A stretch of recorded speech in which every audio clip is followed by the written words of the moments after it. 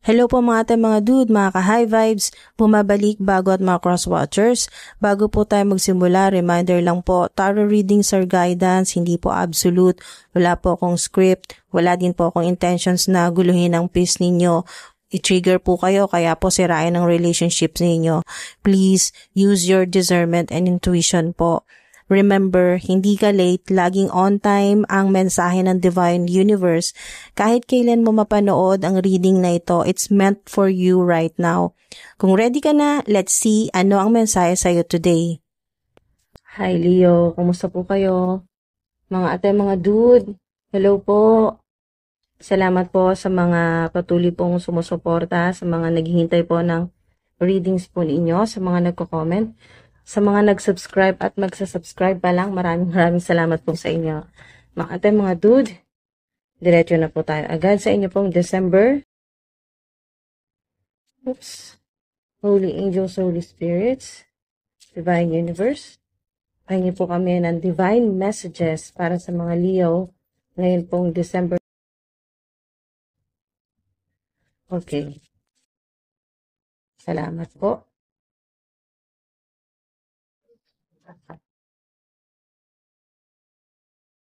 Wow. Milk and honey. Go the distance. Bottom of the deck. Breathe. Okay, so naka-reverse kasi itong breathe. Mga ate, mga dude, naka-reverse kasi itong breathe. Kaya, maring ang ilan sa inyo ay nahihirapang huminga o may problema po sa paghinga. May connection po sa inyo na 29 or malapit po sa inyo na 29 ang edad o maaring ito ay birthday ng may connection po sa inyo. So, reverse pa ito sa ngayon. Breathe. Pero malapit na kayong makahinga ng maluwag. So, maaring hindi kayo makahinga sa tensyon, sa maraming problema o maraming iniisip ang ilan po sa inyo. Go the distance. Maaring ito po ay sign na kayo po ay malapit nang makarating sa finish line o kumbaga mga ate, mga dude, ay malapit na pong matapos yung inyo pong pagsubok na pinagdaraanan. So, maaaring ang ilan sa inyo ay 47 na po or magpo-47. So, maaaring kayo po ay patuloy na sa inyo pong trip. Yan po. Short trip, long trip. Meron pong relocating na energy or lilipat, aalis, magbabiyahe, ganyan po. Regeneration. So, napakaganda nito mga ate, mga dude. Napakaganda ng mensahe sa inyo ngayong December 46. Significant sa ilan ang number 444 o 144. Madalas nyo pong makita yan. Yan ay sign na kayo po ay light worker o earth angel, starseed, o meron po kayong higher calling o kayo po ay yung sinasabing chosen. Yan po, so to speak. As within, so without. So, maaring kayo po ay may malapit po sa inyo na 46. O maaari pong pinanganak po ng, may malapit po sa inyo na tao na pinanganak po ng April 6, April 7, April 11, meron din po. So, meron din February 9. So, regeneration sa mga, lalo na kung kayo po ay nakaranas po ng mawalan, malaking pagsubok na pinagdaanan na halos talagang wala nang natira po sa inyo. So, napakagandang sign nito ng regeneration. Okay, so tuloy lang po tayo. Milk and honey, ito naman po ay signifies abundance, prosperity, wealth. Yan po yung napakaganda po na energy nito, napaka-high vibe po nito. Ito po yung promise sa inyo ni God, ng Divine Universe, so to speak. So, yan po yung promise po sa inyo na pagkatapos po ng matinding paghihirap, ito naman po yung promise sa inyo na yung sinasabing talagang masagana. Okay, so windfall of money, windfall of abundance, resources, so napakarami po. Kahit po sa pagkain, yan po napakaganda rin pong sign niya na abundance sa pagkain. O yun po ay katumbas din po ito ng cornucopia. So, maaring ilan po sa inyo ay 51 na or magpi-51 ang edad po ninyo or yung malapit po na tao na naiisip mo ngayon habang pinapanood mo to. So, 51 or magpi-51 yung edad o maaring ang ilan po sa inyo ay mahilig po kayo sa honey o maari din po na ginagamit nyo rin po itong parang Ayurvedic. Nakikita ko dito yung mga gumagamit po ng home remedies, lalo na kung may mga yung pong mga minor lang naman po ng mga sakit katulad po ng ubo, sipon, ganyan po. May gumagamit po dito ng honey o kaya po meron po sa inyo na yung umiinom po kayo lagi ng milk, ayan po, ng gatas. O nakikita ko rin po ng ilan ay maaari pong pinapaligo nyo rin po yung gatas. So, milk bath naman po nakikita ko dyan, milk bath. At alam nyo po, ang elephant naman po ay simbolo ng abundance o prosperity or luck, ganyan po, pampaswerte. So, maaari pong ilan nakikita ko ay meron po kayong meron pong keychain or pangsabit o kaya po yung pang-display sa bahay. Meron po, ang ilan po sa inyo ay naniniwala na maswerte na meron po kayong elephant, ganyan po. So, meron din po sa feng shui na nakikita ko dito na may kumukonsulta po sa inyo sa feng shui expert at inaalam nyo rin kung saan talaga yung magandang direksyon, yung napakamaswerteng direction or kung saan nyo dapat ilagay yung mga pampaswerte po ninyo, gaya na lang po nitong elephant. So, yun po sa mga madalas po talagang sumusubaybay dito, yung madalas pong nanonood, alam nyo na po yan, basta may rainbow, ayan po ay simbolo ng abundance, prosperity, windfall of money, yun talagang, lalo na ang ilan po sa inyo ay makakita po kayo ngayong December ng rainbow, ayan po. So, narinig ko dito, mga ating mga dude ay, kung talagang makita nyo po yung rainbow ay mag-picture po kayo, mag-selfie po kayo na background po ninyo, nasa likod po ninyo yung rainbow. So, napakaswerte po niyan, mga ating mga dude. Yan po ay talagang lagi ka nang lalapitan ng swerte, ng pera, opportunities. So, napakaganda po niyan, mga ating mga dude. Maswerte po kayo ngayong December. At meron din pong exchanging gifts. Ayan. So, exchange gift nga ang narinig ko dito. So, may mga Christmas party na pupuntahan ng mga events na talagang yung hindi lang ikaw yung magbibigay ng gift kasi makakatanggap ka din. Giving and receiving yung energy. So, 27, angel number 222 or 777, maaring madalas nyo pong makita yan. Lalo na ngayong December, sign po yan ng abundance, ng swerte po. Yung maganda po talaga yung pasok sa inyo ng pera. Ngayon pong December. Alright, so, sana lang. Communicate clearly.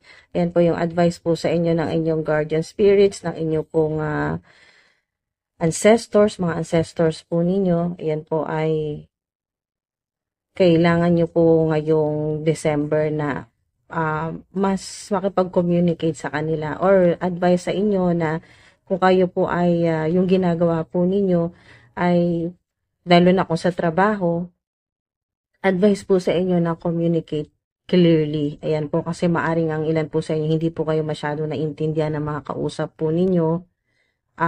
Maaring ang ilan ay nami-misinterpret po yung inyo po mga sinasabi. So, yan po. Yung pinapag-ingat din po kayo sa inyong mga sasabihin or kung paano po kayo makipag-usap. So, communicate clearly din po. Mas maging specific po kayo kung meron po kayong gustong hilingin o kaya po kung nakikipag-usap po kayo sa divine universe, kay God, sa mga angels, ay linawin po ninyo kung ano talaga. Be specific kung ano talaga yung gusto po ninyo. Example po ay kung humihiling ka, yung gusto mong i-manifest ay magkaroon ka or makatanggap ka ng $700,000. Ganyan po. So, be specific. Yan po. Isulat nyo po yan sa inyo pong, yung mga nagmamanifest po. Isulat po ninyo yan sa inyo pong,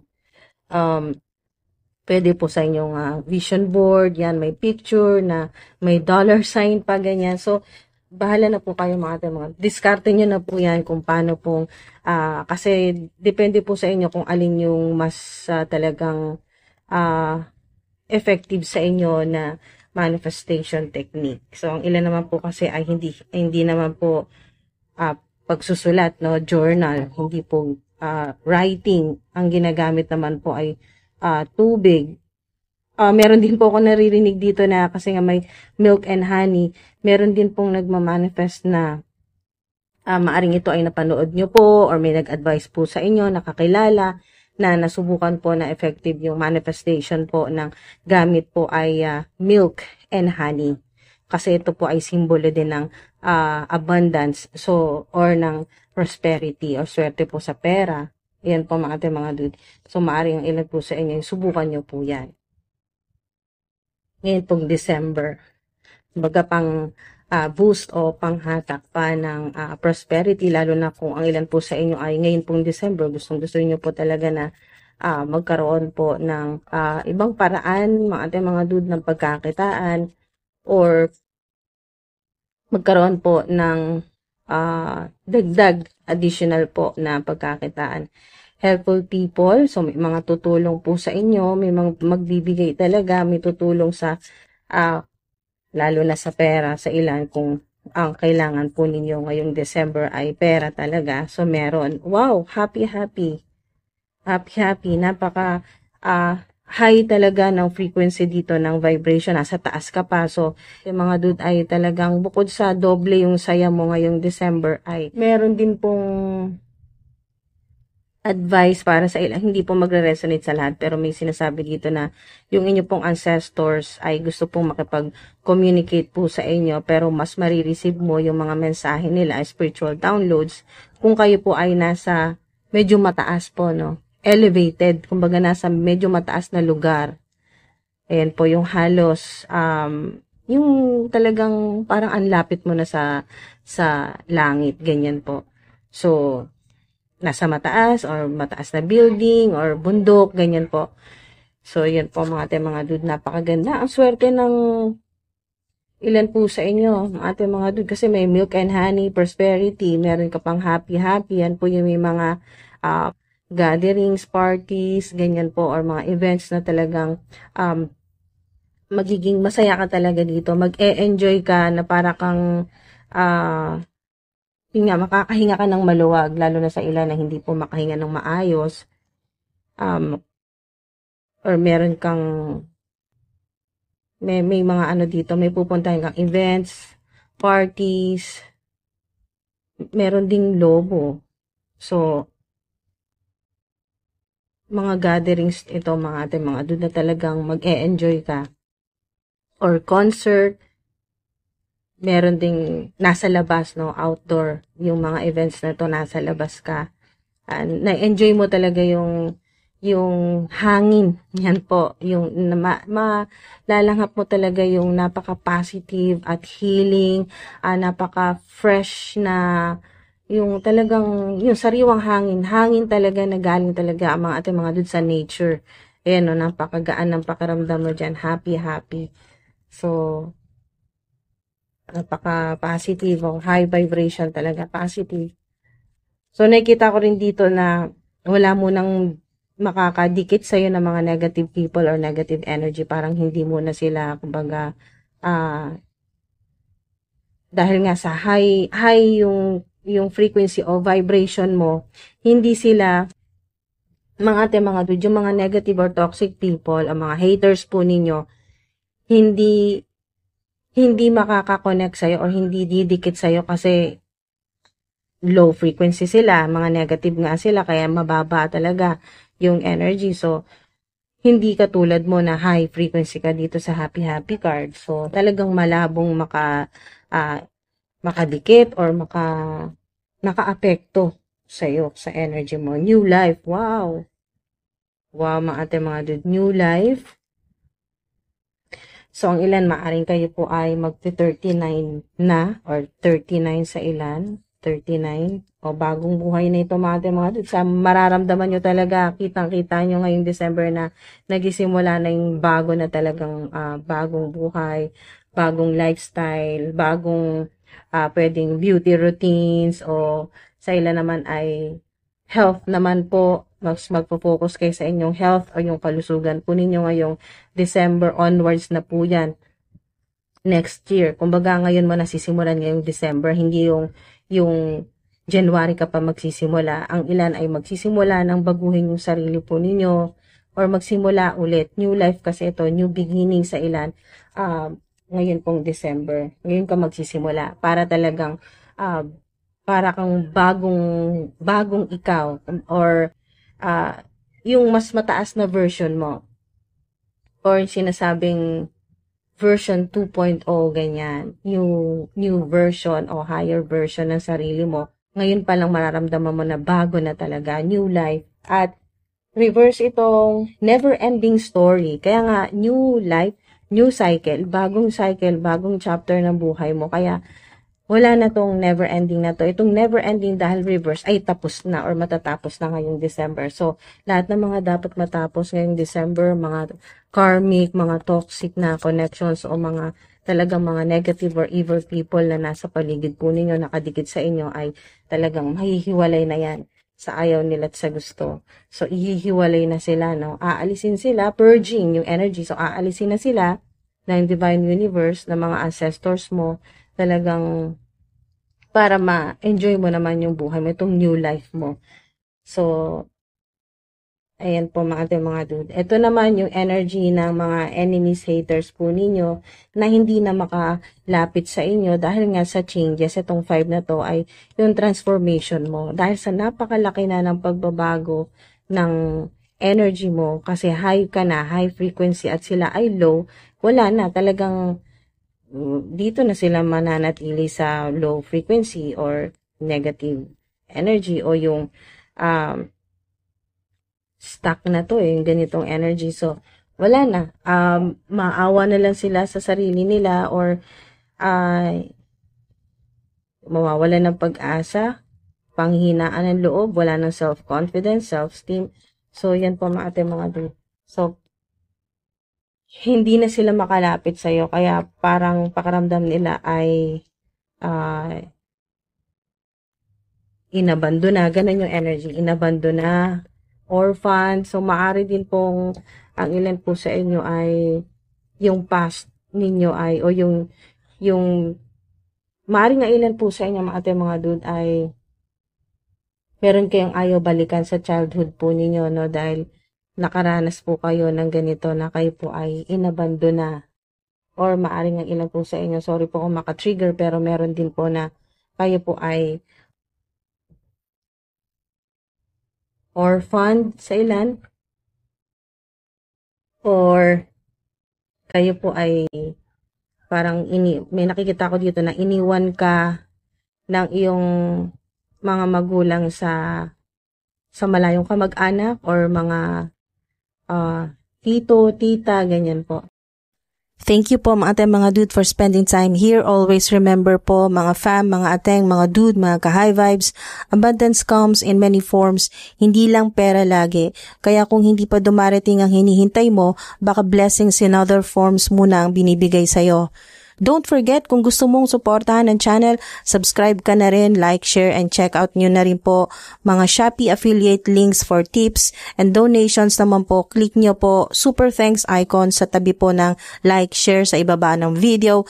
Kung gusto nyo po ako ilibre ng coffee, click nyo na rin po coffee link ko po for tips and donations din po sa description and pinned comments. Maraming salamat po. Ingat po kayo palagi. Hanggang sa susunod po.